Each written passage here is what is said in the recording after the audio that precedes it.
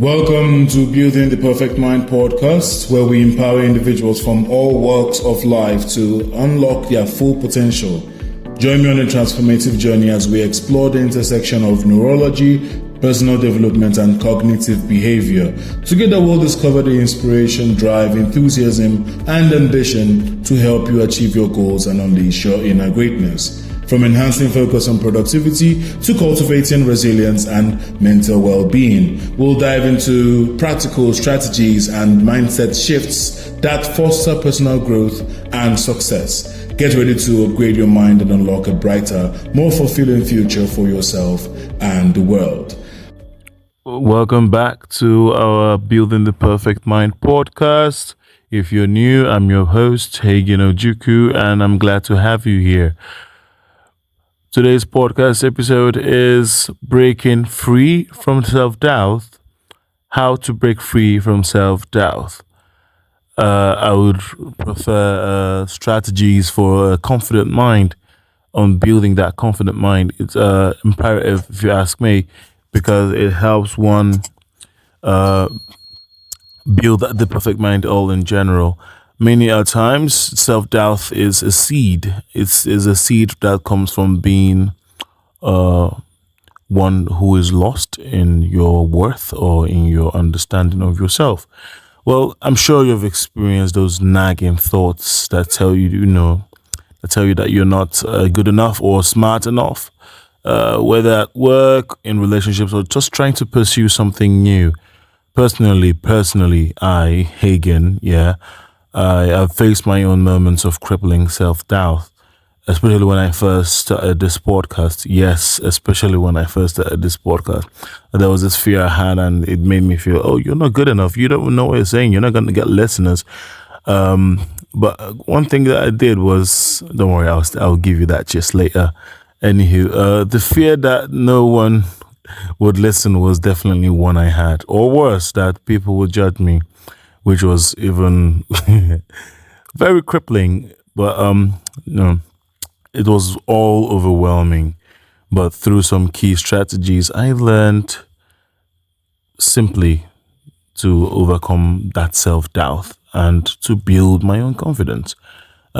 Each episode I release, it adds something to me personally, because it gives me a deeper insight on concepts and strategies to build the perfect mind, not just for myself, but for those around me.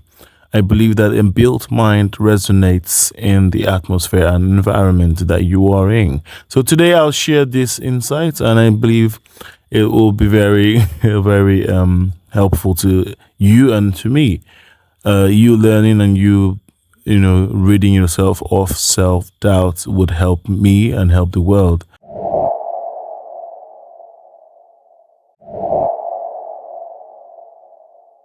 First, I would like for us to understand what self-doubt is. It's not insulting yourself or being depressed or low self-esteem. No, that is not self-doubt. Self-doubt is that persistent feeling that you're not capable, deserving, or competent. It's the inner critic that holds you back, which definitely could lead to anxiety, yes, low self-esteem, and even depression over time. Self-doubt has many origins. Think about your past experiences. Maybe you've faced criticism from a teacher or a loved one, or perhaps you failed at something important. These moments leave an imprint, causing you to question your abilities. So social media can worsen this, if you ask me.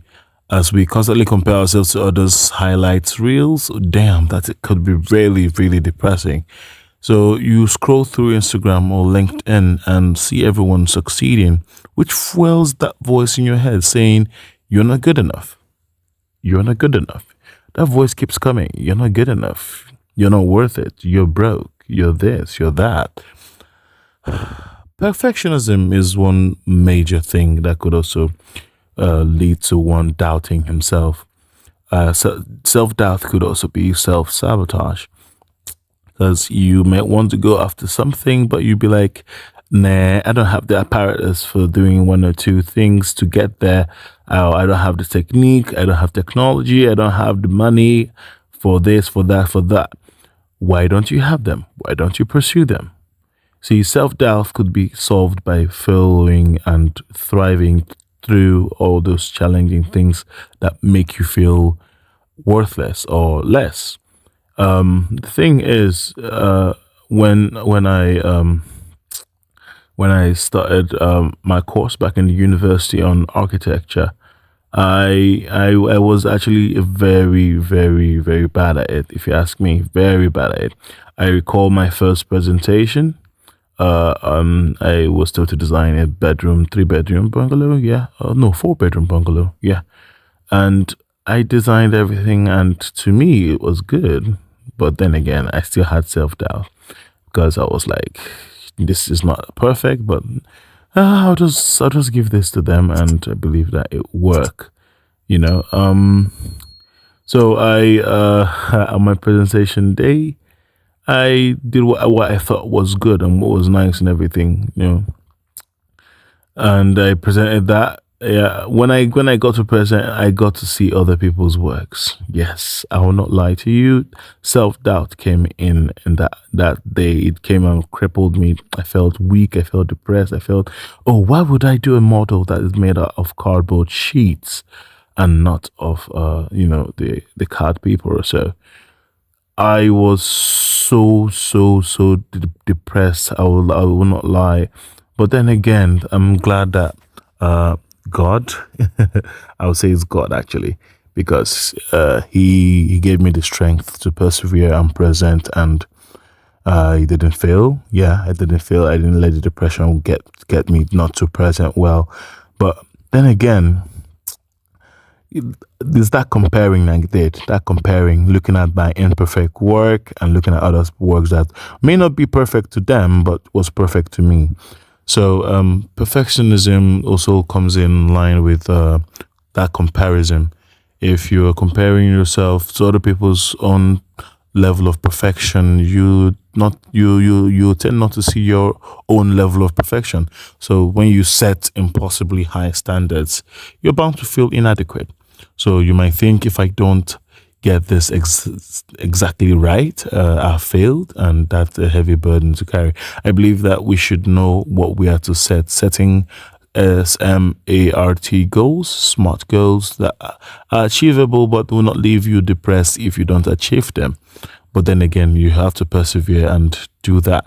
So I believe that the inner critic, in you thrives on negative self-talk. So it whispers things like, I can't do this, or I'm not smart enough. But here's the thing, self doubt is rarely based on facts. It's rarely based on facts. So it's often the product of distorted thinking. And today we're going to challenge that. Today we're going to challenge that thinking. But we're going to go straight to the strategies that would help us do that will help us challenge that frame of thought or that frame of thinking. It's something I believe that everyone should have in their back of their minds.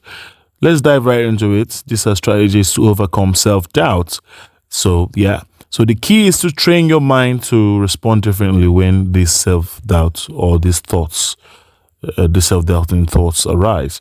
So number one is reframing negative thoughts. Reframing negative thoughts. Self-doubt often stems from deeply ingrained negative beliefs. For instance, you might think, I'll never succeed at this, and or I'm just not talented enough. Well, to counter this, start by identifying these negative thoughts and then refrain from them. Yeah, refrain from them.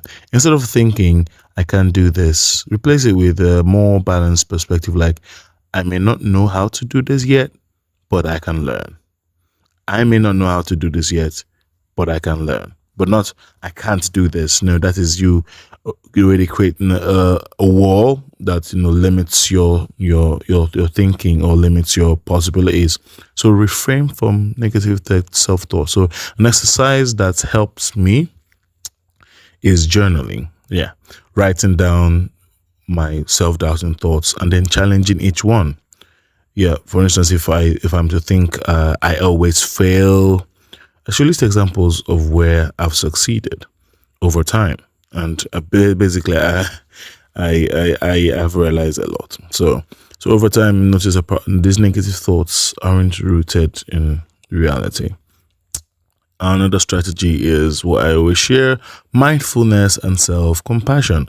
One of the most powerful ways to combat self doubt is through mindfulness, and which this practice helps us become aware of our thoughts without letting them control us. So, when self doubt creeps in, take a moment to pause. Observe the thoughts without judgments, almost as if you were an outsider looking in. For example, when the thought, I'm not good enough, pops up, instead of automatically believing it, acknowledge it as just a thought. Just acknowledge it as just a thought and pair mindfulness with self compassion. Yeah, just think of how you talk to a friend who is doubting themselves. You properly reassure them, reminding them of their strengths. And now do that to yourself. Do that for yourself, actually. Shift your self talk from criticism to kindness. Self compassion is about accepting that you are human, and being human means you sometimes struggle, fail, or feel inadequate, and that's okay. Another strategy quickly is building confidence through small wins. Building confidence through small wins. Another way to chip away at self doubt is by focusing on small, manageable goals instead of aiming for perfection. Break your larger goals into smaller, achievable steps. Each time you complete one, acknowledge it as a victory. This will build your confidence gradually, and you have tangible proof that you are capable. So let's say you're working on a project at work, but you're doubting your ability to finish it.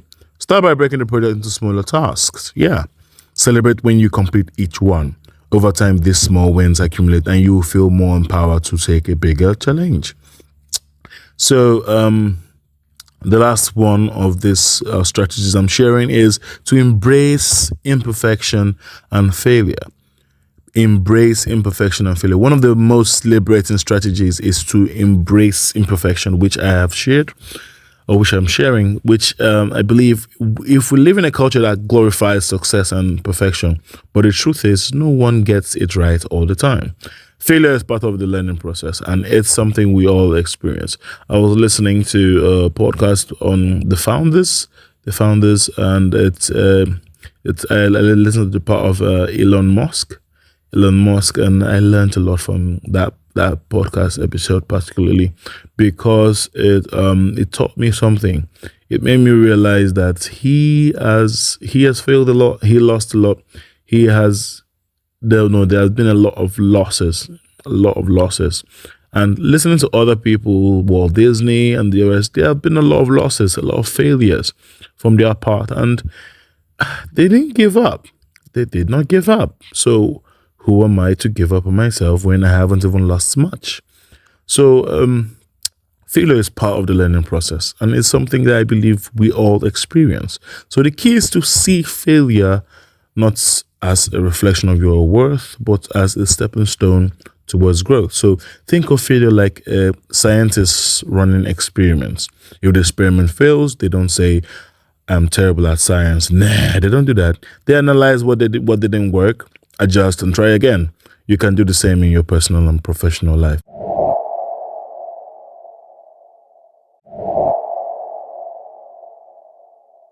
So I would recommend these actionable tips, which are imperative to practice. So I want to leave you with this.